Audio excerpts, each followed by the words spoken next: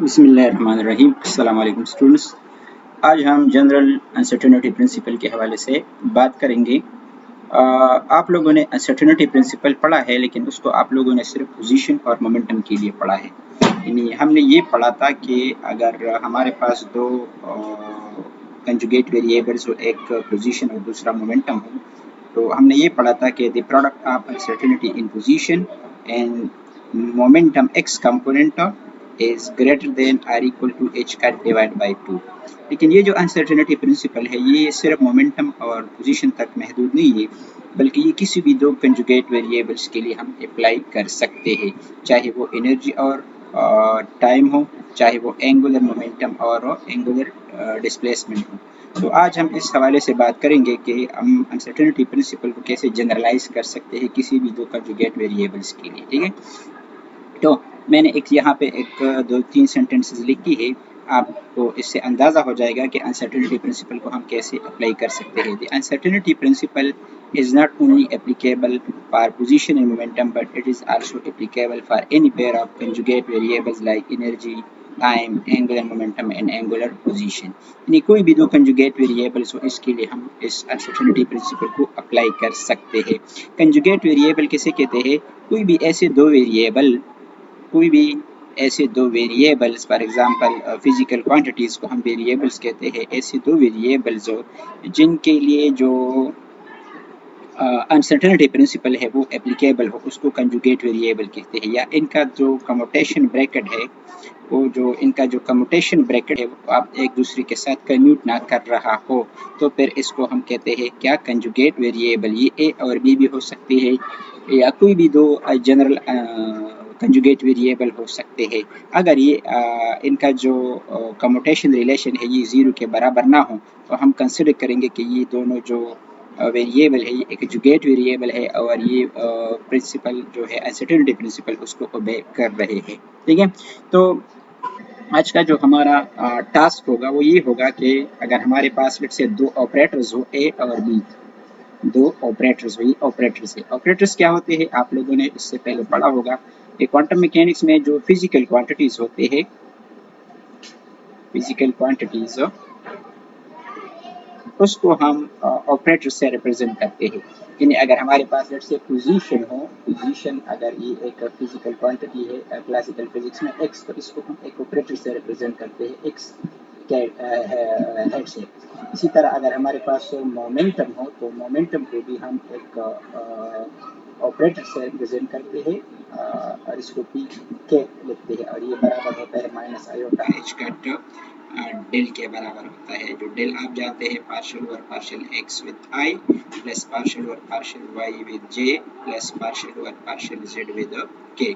ठीक है, इसी तरह एनर्जी के लिए भी ऑपरेटर इस्तेमाल करते हैं iota H cut partial over partial T. तो जितनी भी हमारे पास फिजिकल क्वांटिटीज है, वेरिएबल्स है, इसको हम क्वांटम मैकेनिक्स में ऑपरेटर से रिप्रेजेंट करते हैं। ऑपरेटर जो है एक ऐसा टूल होता है जो किसी फंक्शन के ऊपर जिसको आप अप्लाई करते हैं तो आपको कुछ ना कुछ रिजल्ट मिलता है। फॉर एग्जांपल अगर हमारे पास इस तरह का कोई ऑपरेटर हो, लेट्स से एच एक ऑपरेटर है जिसको हम एंटोनियन हम कहते हैं, हम किसी स्टेट पे इसको अप्लाई करते हैं साई पे, तो हमें एक रिजल्ट मिलता है ई साई। इस इक्वेशन को हम आइगन वैल्यू इक्वेशन कहते हैं।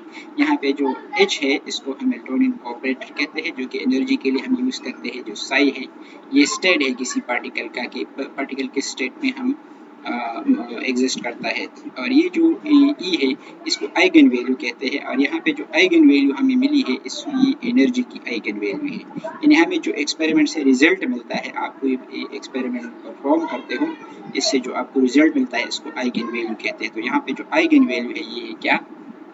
ये एनर्जी है, और ये क्या है? ये स्टेट है इस पार्टिकल का। ठीक है, तो अगर हम दो कंसिडर करें, दो ऑपरेटर्स कंसिडर करें ए और बी, तो इनके लिए जो जनरल अनसर्टेनिटी प्रिंसिपल होगा उसको मैं इस तरह लिख सकता हूँ, delta A delta B greater than or equal to 1/2 norm of commutator bracket of A and B.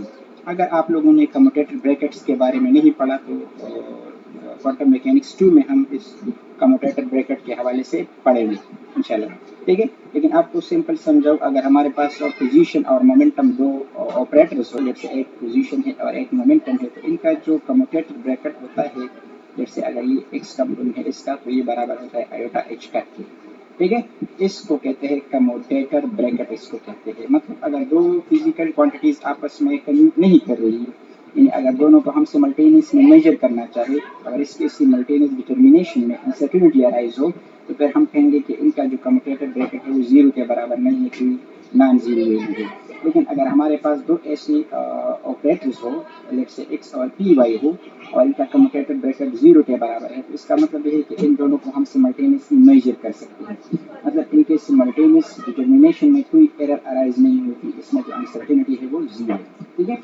इसका सिंपल यही मतलब है। बाकी हम जब कम्यूटेटर ब्रैकेट पढ़ेंगे उस वक्त में आपको समझाऊंगा कि what are commutator brackets actually, ठीक है।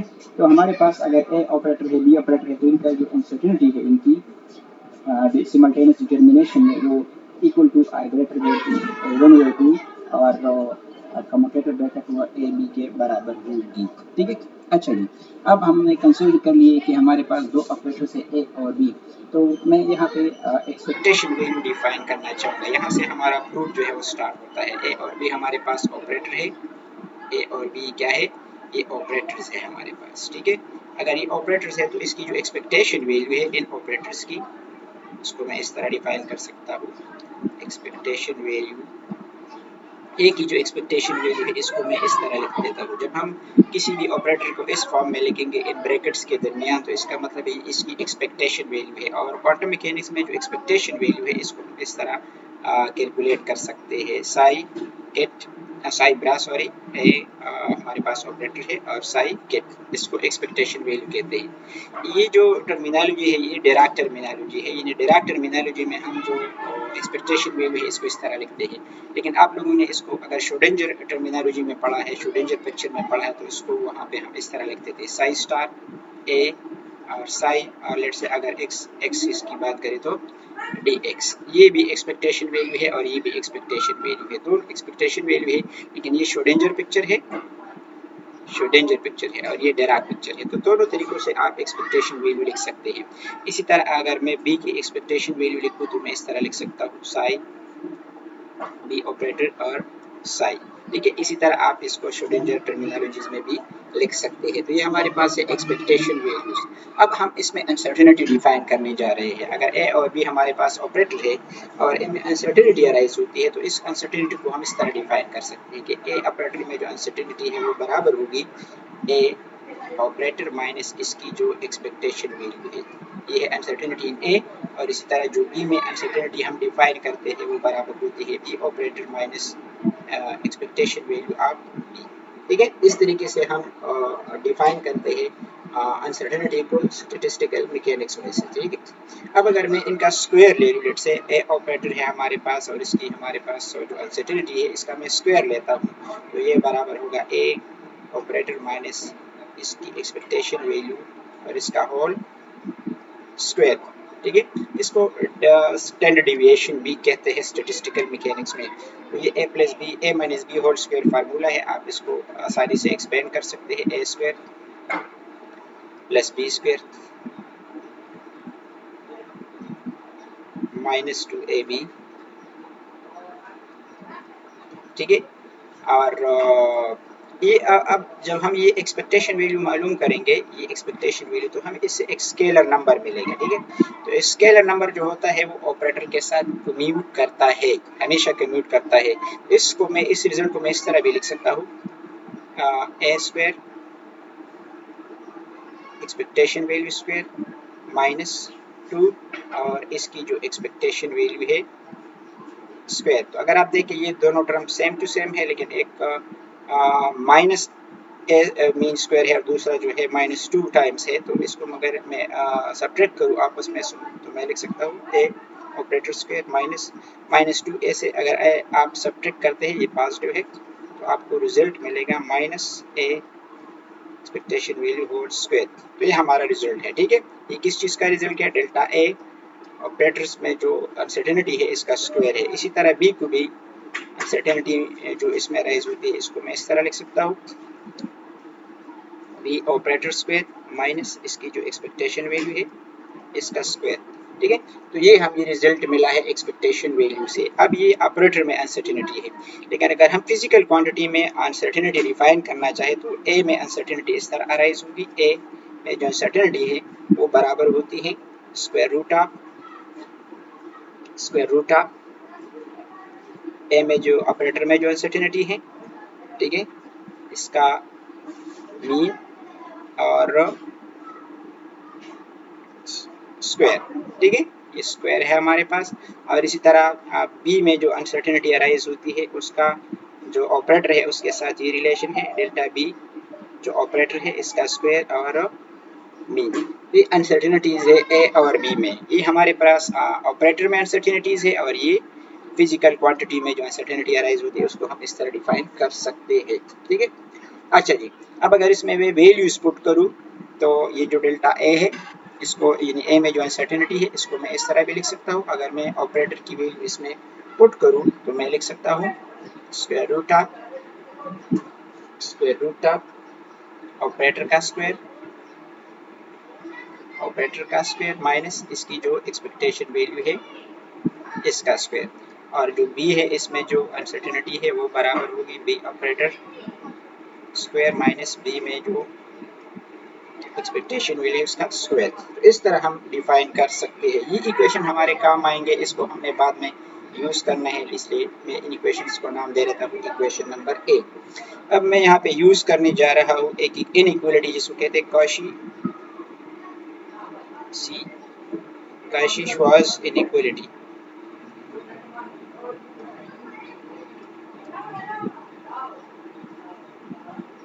काशी-श्वार्ज़ इनइक्वालिटी क्या है? इस तरह के रिलेशन है, अगर हमारे पास दो लेट्स से फंक्शंस हो, एक है psi1 और दूसरा है psi2, ठीक है, तो और इसका मैं मैग्नीट्यूड ले लूँ, यानी इनर प्रोडक्ट ले लूँ, इसको कहते हैं इनर प्रोडक्ट भी कहते हैं, इनर प्रोडक्ट, और इसका मैं एब्सोल्यूट वैल्यू या नॉर्म ले लूँ या लेंथ ले लूँ, तो ये less than or equal to होगा 1/2, और psi1 की जो नॉर्म है और psi2 की जो नॉर्म है या लेंथ है इससे लेस होगी या बराबर होगी इसके। ठीक है, तो ये रिलेशन आप लोगों ने पहले भी पढ़ा है। इनर प्रोडक्ट जो होता है क्या होता है, असल में ये डॉट प्रोडक्ट है, आप लोगों ने वेक्टर एनालिसिस में पढ़ा होगा।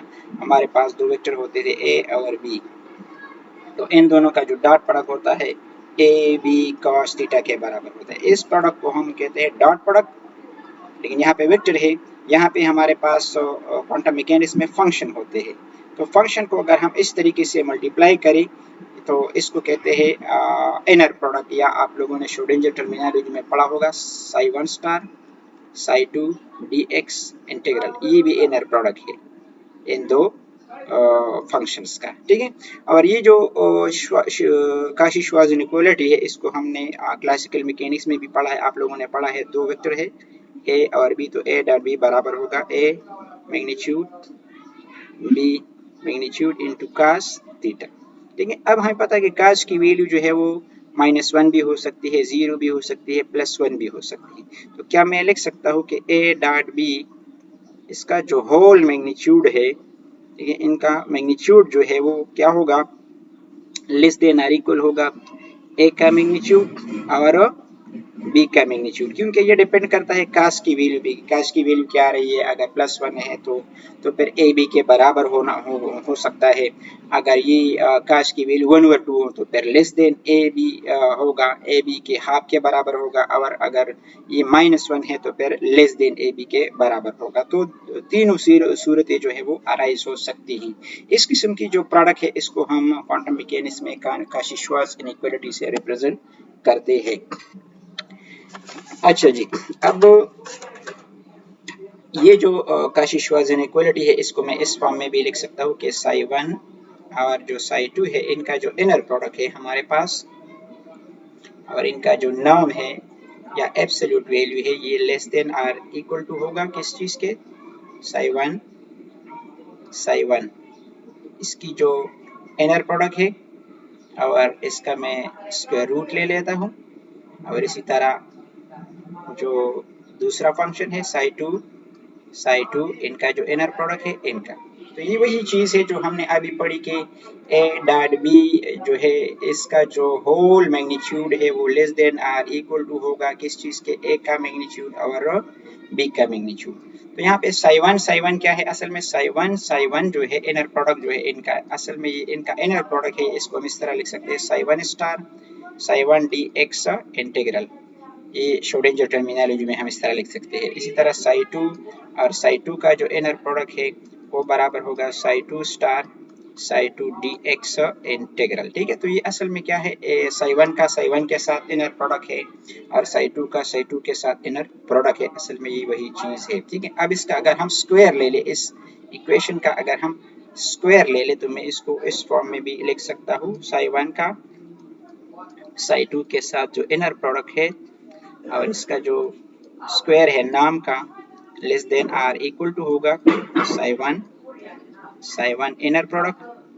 ठीक है, और साई टू इनर प्रोडक्ट। ठीक है, तो ये जो स्क्वायर रूट है वो स्क्वायर के साथ कैंसिल हो जाएगा। ठीक है, इस वजह से यहाँ पे स्क्वायर रूट नहीं है। ठीक है, इसको लेट से हम इक्वेशन 1 का नाम दे देते हैं क्योंकि बाद में हमने इसमें वैल्यूज पुट करनी है, तो इसको हम इक्वेशन 1 कहते हैं। ठीक है, अब मैंने एक स्टेट डिफाइन करना है। ठीक है, स्टेट डिफाइन करना है, कौन सा स्टेट, साई वन को अभी तक मैंने डिफाइन नहीं किया कि कौन सा स्टेट है। अगर मैं इस तरह करूं कि ये जो ऑपरेटर है ए और इसमें जो अनसर्टेनिटी है डेल्टा ए ऑपरेटर जो है, इसको मैं अगर किसी स्टेट साइज पे अप्लाई करूं तो इससे जो रिजल्ट मुझे मिल रहा है उसको मैं लेट से नाम दे देता हूँ साई वन। ये साई वन स्टेट है। इसी तरह साइज टू स्टेट को अगर मैं डिफाइन करूं इस तरह के, अगर मैं जब डेल्टा बी ऑपरेटर को ऑपरेट करता हूँ किसी फंक्शन साई पे तो मुझे रिजल्ट मिलता है साई टू। तो यहाँ ये साई वन और साई वन की डेफिनेशन है और हमने यहाँ पे इसको पुट करना है इक्वेशन नंबर 1 में। ये दोनों वैल्यूज को, ये और ये, इसको हमने पुट करना है किसमें, इक्वेशन नंबर 1 में हमने इसको पुट करना है। तो अगर इसको इक्वेशन नंबर 1 में हम पुट करें तो हमको ये जो रिजल्ट मिलेगा, साई वन की जगह अगर मैं पुट करूँ डेल्टा ए साई की वैल्यू तो मैं लिख सकता हूँ साई वन नहीं है यहाँ पे, साई।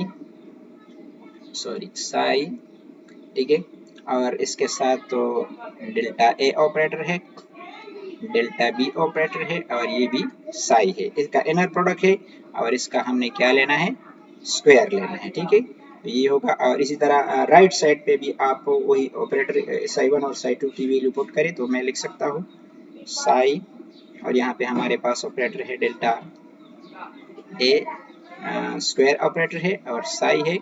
और इसी तरह दूसरी में भी हम पुट कर लेते हैं साई, और यहाँ पे डेल्टा बी स्क्वायर ऑपरेटर है और साई है। ठीक है, तो इक्वेशन 1 में अगर हम वैल्यूज पुट करें तो हमें ये रिजल्ट मिल रहा है। ठीक है, अब ये इसको हम अगर सिंप्लीफाई करें, अगर इसको हम सिंप्लीफाई करें तो हम स्केलर रिजल्ट मिलता है, इसका भी हम एक स्केलर रिजल्ट मिलता है। तो मैं लिख सकता हूँ कि ये बराबर है इसकी जो ये असल में एक्सपेक्टेशन वैल्यू है इसकी, ये डेल्टा ए स्क्वायर की एक्सपेक्टेशन वैल्यू है, ये डेल्टा बी स्क्वायर की एक्सपेक्टेशन वैल्यू होती है। मैं लिख सकता हूँ डेल्टा ए स्क्वायर इसकी एक्सपेक्टेशन वैल्यू। ठीक है, और इसी तरह डेल्टा बी स्क्वायर की भी एक्सपेक्टेशन वैल्यू हमें मिल रही है। ठीक है, क्योंकि ये psi star delta A square psi है, इसी तरह ये भी psi star delta B square psi है, तो ये असल में इसकी एक्सपेक्टेशन वैल्यू है। अब अगर हम दोनों साइड का स्क्वायर रूट ले ले तो मैं इसको इस फॉर्म में भी लिख सकता हूँ कि ये क्या है, असल में अगर इसको आप देखें तो ये डेल्टा ए और डेल्टा बी की एक्सपेक्टेशन वैल्यू है। तो मैं लिख सकता हूँ delta A operator delta B operator और इसकी क्या है, एक्सपेक्टेशन वैल्यू है और इसका मैग्नीट्यूड है और ये less than or equal to होगा। और ये क्या है, हमारे पास स्क्वायर रूट अगर हमने ले लिया है तो मैं इसको इस तरह लिख सकता हूँ डेल्टा बी स्क्वायर रूट, और ये भी स्क्वायर रूट है और ये भी स्क्वायर रूट है, क्योंकि दोनों साइड पे हमने यहाँ पे जो स्क्वायर था उसका अगर हम स्क्वायर रूट लेंगे तो यहाँ पे देखिए अब कोई स्क्वायर नहीं है। ठीक है, तो इस वजह से कि हमने यहाँ पे स्क्वायर रूट लिया हुआ है। ठीक है, अब अगर इसको हम थोड़ा और सिंप्लीफाई करें तो मैं लिख सकता हूँ डेल्टा ए जो इसमें अनसर्टेनिटी है, डेल्टा बी इसमें जो अनसर्टेनिटी है, इसकी जो मीन वैल्यू है, ठीक है, वो बराबर होगी किस चीज़ के, डेल्टा ए और डेल्टा बी के बराबर होगी। लेट से डेल्टा ए और डेल्टा बी की वैल्यू के बराबर होगी। क्यों ये मैंने क्यों लिखा है ये वाला रिजल्ट जो है, ये वाला रिजल्ट और ये वाला रिजल्ट, ये यहाँ पे मैंने क्यों लिखा है, क्योंकि ऑलरेडी हमने इसको डिफाइन किया हुआ है कहीं पे, और मैं आपको कह देता हूँ ये है, ये ले लो।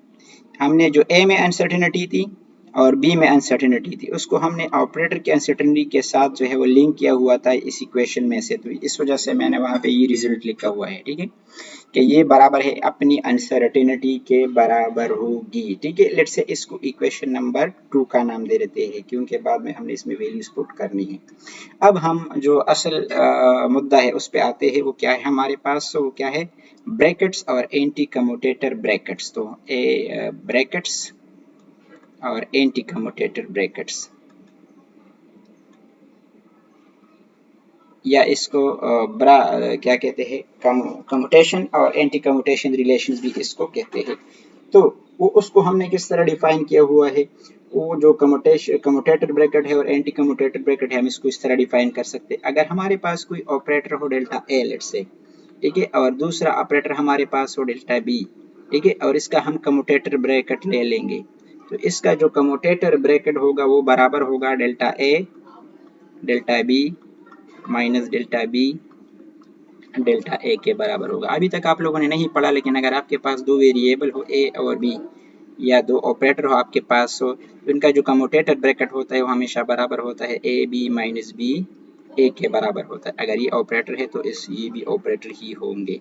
अब आप लोग कहेंगे कि ए बी माइनस बी ए तो जीरो के बराबर होना चाहिए, लेकिन ये जीरो के बराबर नहीं है, क्योंकि यहाँ ए और बी दोनों ऑपरेटर है।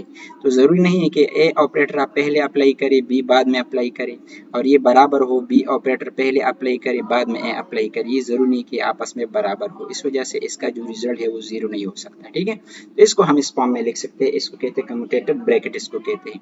और लेट से इसको मैं इक्वेशन स्मॉल 1 का नाम दे देता हूँ। इसी तरह अगर मैं एंटी कम्यूटेटर डिफाइन करूँ, इनका एंटी कम्यूटेटर ब्रैकेट अगर इसका मैं डिफाइन करूँ, तो इसको मैं लिख सकता हूँ डेल्टा ए डेल्टा बी, यहाँ पे मैं स्मॉल ब्रैकेट अप्लाई, मिडल वाली ब्रैकेट, देखिए ये बड़ी ब्रैकेट है ये छोटी ब्रैकेट है, तो इसमें ये डिफरेंस आप लोगों ने याद रखना है कि ये कम्यूटेटर के लिए है और ये एंटी कम्यूटेटर के लिए है।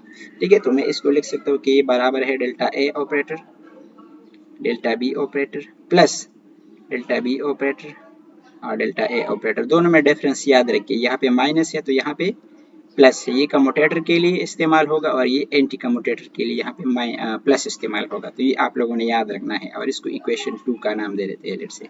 अब अगर 1 और 2 को आपस में हम ऐड करें, 1 और 2 को अगर हम आपस में ऐड कर लेते हैं तो इसका क्या रिजल्ट मिलेगा हमें, ये दोनों को मैं ऐड कर लेता हूँ, तो जो लेफ्ट साइड है इसको मैं लिख सकता हूँ ए बी जो ऑपरेटर है इनका कम्यूटेटर प्लस इनका एंटी कम्यूटेटर। ठीक है, ये बराबर होगा, देखिए ये जो दो टर्म्स है, ये एक प्लस एक माइनस आपस में कैंसिल हो जाएंगे, और ये जो दो टर्म्स है ये आपस में ऐड हो जाएंगे, तो मैं लिख सकता हूँ 2 times delta A operator delta B operator. अगर मैं डेल्टा ए डेल्टा बी को डिफाइन करना चाहूँ तो दोनों साइड को मैं 2 से डिवाइड कर लेता हूँ, तो इससे जो रिजल्ट मिलेगा वो होगा delta A delta B operator is equal to 1/2 commutator bracket of A B और anti commutator bracket of A B. ठीक है, तो ये रिलेशन हमें मिल रहा है, और इसको मैं चलो नाम दे देता हूँ इक्वेशन नंबर 3, क्योंकि बाद में हमारे काम आने वाला है। ठीक है, अब आते हैं हम अपनी जो रिजल्ट है उस पे आते हैं। हमने पहले डिफाइन किया हुआ था, हमें पता है कि जो डेल्टा ए है और डेल्टा बी जो है, इनका जो कम्यूटेटर ब्रैकेट होता है, इनका जो कम्यूटेटर ब्रैकेट होता है वो बराबर होता है A B minus B A, यानी हमने इस तरह लिखा था delta A delta B minus delta B delta A, इस तरह हमने लिखा था। ठीक है, अब यहाँ पे मैं अगर इसकी और इसकी वैल्यू पुट करूँ तो मैं इसको इस फॉर्म में भी लिख सकता हूँ। किस तरह, ये मैं लिख सकता हूँ कि ए ऑपरेटर माइनस, यहाँ पे कोई कामा नहीं है, डेल्टा ए, और इसकी जो सॉरी इसको मैं थोड़ा सा सही तरीके से लिख देता हूँ। अच्छा, क्या है हमारे पास ए ऑपरेटर है और माइनस इसकी एक्सपेक्टेशन वैल्यू है और फिर कामा, ठीक है, और फिर मैं लिख देता हूँ बी ऑपरेटर और माइनस इसकी एक्सपेक्टेशन वैल्यू। इस फॉर्म में भी मैं इसको लिख सकता हूँ, ये कम्यूटेटर ब्रैकेट है इनका, ठीक है। अब आप लोगों ने क्या करना है, सिंप्लीफाई करना है इस तरीके से कि पहले ए को बी से मल्टीप्लाई करना है, फिर दरमियान में माइनस और बी को फिर ए से मल्टीप्लाई करना है। मतलब ये अगर आप कंसिडर करें ये पूरा ए है हमारे पास और ये पूरा बी है हमारे पास, तो पहले हमने ए बी मालूम करना है, फिर दरमियान में नेगेटिव साइन डालना है और फिर बी ए मालूम करना है। तो अगर आप इसको सिंप्लीफाई करें तो आपको जो रिजल्ट मिलेगा वो ये मिलेगा। पहले ये जो ए ऑपरेटर है वो बी के साथ मल्टीप्लाई होगा, तो मैं लिख सकता हूँ ए ऑपरेटर और बी ऑपरेटर। फिर इस ए को मैं यहाँ पे जो बी की जो एक्सपेक्टेशन वैल्यू है इसके साथ मल्टीप्लाई करूंगा, तो दरमियान में माइनस है तो मैं लिखूंगा माइनस ए ऑपरेटर और यहाँ पे एक्सपेक्टेशन वैल्यू अब बी है, ठीक है। फिर बी की जो एक्सपेक्टेशन वैल्यू है ए के साथ इस तरह मल्टीप्लाई होगी, तो मैं लिख सकता हूँ यहाँ पे सॉरी, फिर ए की जो एक्सपेक्टेशन वैल्यू है वो दोनों के साथ मल्टीप्लाई होगी, तो मैं लिख सकता हूँ ए की एक्सपेक्टेशन वैल्यू और यहाँ पे बी होगा और फिर माइनस माइनस जो है वो प्लस हो जाएगा, तो मैं लिख सकता हूँ ए की एक्सपेक्टेशन वैल्यू और बी की एक्सपेक्टेशन वैल्यू, ठीक है। अब इसी तरह ये दूसरा, फिर बी को ए से मल्टीप्लाई करना है, तो मैं लिख सकता हूँ माइनस बी ऑपरेटर और ए ऑपरेटर, फिर मैं लिख सकता हूँ प्लस बी ऑपरेटर और ए की एक्सपेक्टेशन वैल्यू और फिर मैं लिख सकता हूँ माइनस बी एक्सपेक्टेशन और ए एक्सपेक्टेशन वैल्यू, ठीक है। तो इसमें से कुछ टर्म्स जो है आपस में कैंसिल हो सकते हैं, जबकि ये जो एक्सपेक्टेशन वैल्यू है ये स्केलर रिजल्ट आएगा, तो स्केलर हमेशा ऑपरेटर के साथ कम्यूट करता रहता है, तो इसको मैं लिख सकता हूँ इस फॉर्म में लिख सकता हूँ ए बी और बी ए आपस में कैंसिल होंगे, ठीक है, ये आपस में कैंसिल होंगे और इसी तरह ये जो ऑपरेटर है इसके साथ कैंसिल होगा और ये इसके साथ कैंसिल होगा, ठीक है। तो हमारे पास सिर्फ दो ही वैल्यूज बचते हैं और क्या है ए बी माइनस बी ए, ठीक है। इस तरह तो हमने जो यहाँ पे कम्यूटेटर ब्रैकेट था उसको जब हमने एक्सपेंड किया तो हमारे पास जो रिजल्ट आ गया वो आ गया है A operator multiply by B operator, B operator multiplied by A operator. इसका रिजल्ट जो है वो ये आया है हमारे पास, ठीक है।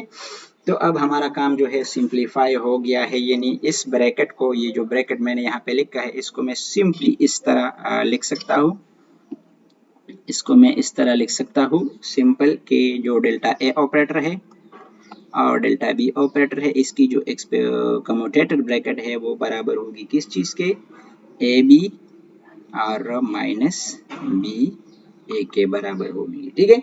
या इसको सिंपली मैं लिख सकता हूँ ए बी कम्यूटेटर ब्रैकेट के बराबर है, क्योंकि मैंने आपको बताया कि अगर आपके पास दो ऑपरेटर है ए और बी और इनका आप कम्यूटेटर ब्रैकेट ले ले तो ये बराबर होगा ए बी माइनस बी ए, ठीक है। इस फॉर्म में हम लिख सकते हैं, इस वजह से मैंने इसको इस रिजल्ट को इस फॉर्म में लिखा हुआ है, ठीक है। तो अब हम अपनी जो हमारा जो रिजल्ट है उसकी तरफ हम जा रहे हैं, जो हमने काशी-श्वार्ज़ इनइक्वालिटी को यूज किया था और कम्यूटेटर ब्रैकेट्स को हमने यूज किया था। इक्वेशन नंबर 3 को मैं यहाँ पे पुट करने जा रहा हूँ, इक्वेशन नंबर 3। तो इक्वेशन 3 में हमने क्या पढ़ा था, इक्वेशन 3 से हमें ये रिजल्ट मिला था डेल्टा ए ऑपरेटर और डेल्टा बी ऑपरेटर ये बराबर है 1/2 ए और बी का कम्यूटेटर ब्रैकेट प्लस ए और बी का एंटी कम्यूटेटर ब्रैकेट, ठीक है। तो हम सिर्फ इस के पहले पार्ट में ज्यादा इंटरेस्टेड है, हम दोनों में इंटरेस्टेड नहीं है बल्कि सिर्फ हम एक ही ले लेते हैं।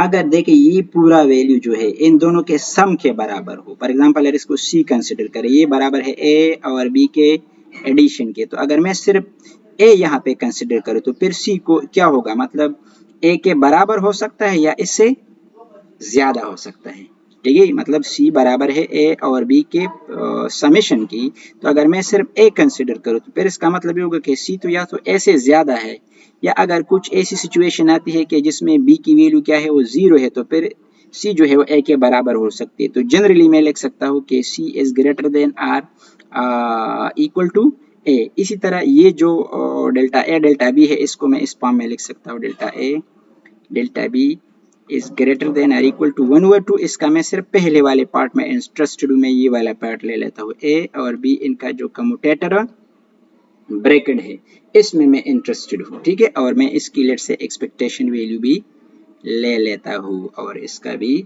नाम में इस एक्सपेक्टेशन वैल्यू ले लेते हैं, ठीक है, और ये भी एक्सपेक्टेशन वैल्यू हम ले लेते हैं, ठीक है, और ये इसका नाम है। तो मैं इसको इस फॉर्म में लिख सकता हूँ, ठीक है।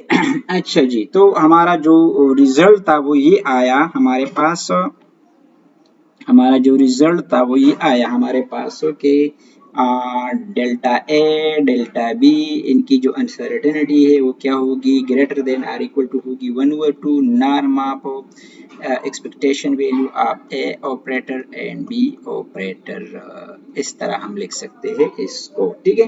तो ये हमारा जो था वो प्रूफ था, जनरल अनसर्टेनिटी प्रिंसिपल था। आपके प्रिंसिपल का अगर आपके पास कोई भी दो एनी कंजुगेट वेरिएबल्स हो तो इनकी जो अनसर्टेनिटी है वो इस फॉर्म में हम लिख सकते हैं। अब इस पे एक स्पेशल एग्जांपल सॉल्व करते हैं कि इसको हम प्रैक्टिकली कहाँ पे अप्लाई कर सकते हैं। अगर मैं कंसिडर करूँ कि ये जो ए है हमारे पास ऑपरेटर, ये लेट से एक्स यानी पोजीशन ऑपरेटर है, और बी ऑपरेटर जो है हमारे पास लेट से ये मोमेंटम ऑपरेटर है, जो कि बराबर होता है minus iota H cut del के बराबर होता है, ठीक है। तो फिर मैं इसको कैसे अप्लाई कर सकता हूँ प्रैक्टिकल सिचुएशन में। अगर मैं इस इक्वेशन में वैल्यूज पुट करूँ तो मैं लिख सकता हूँ delta X delta P X greater than or equal to 1/2, और कम्यूटेटर ब्रैकेट आप यहाँ पे मैं ए नहीं लिख बल्कि एक्स लिखूंगा और पी एक्स लिखूंगा, ठीक है। अब आपको पता है, मैंने पहले ही बता दिया कि अगर आपके पास दो ऑपरेटर है एक्स और पी यानी मोमेंटम और पोजीशन, तो इनका जो कम्यूटेटर ब्रैकेट होता है वो आयोटा एच कट के बराबर होता है। तो मैं इसकी बजाय जो इसकी वैल्यू है मैं लिख सकता हूँ कि delta X delta P X greater than or equal to 1/2 norm of expectation value of X, और ये क्या है आयोटा एच कट के बराबर है, ठीक है। अब अगर मैं आयोटा का एब्सोल्यूट स्क्वायर ले लूँ तो ये क्या है 1 के बराबर है, क्योंकि आप आयोटा स्क्वायर जो है वो -1 के बराबर है, और इसका अगर आप स्क्वायर लेंगे तो ये 1 के बराबर है, ठीक है।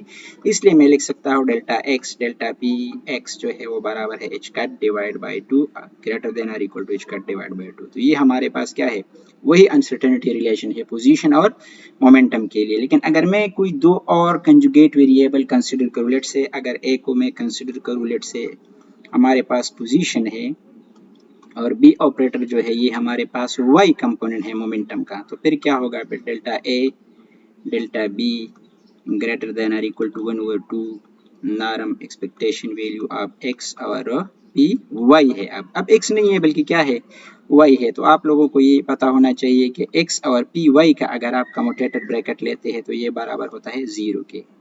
ये आपस में कम्यूट कर रहे हैं क्योंकि इनको सिमल्टेनियसली हम मेजर कर सकते हैं एक्स और पी वाई को, तो इस वजह से इनका जो कम्यूटेटर ब्रैकेट है 0 के बराबर है। तो ये वाला साइड जो होगा वो क्या होगा 0 होगा। तो मैं लिख सकता हूँ, सॉरी यहाँ पे मैंने पोजीशन और मोमेंटम डालना था, डेल्टा एक्स और डेल्टा पी वाई जो है वो बराबर या greater than or equal to होगा 0 के। इनकी अनसर्टेनिटी जो है रिलेशन नहीं है, ये आपस में कैनोनिकल कंजुगेट वेरिएबल नहीं है, क्योंकि इनको सिमल्टेनियसली हम मेजर कर सकते हैं।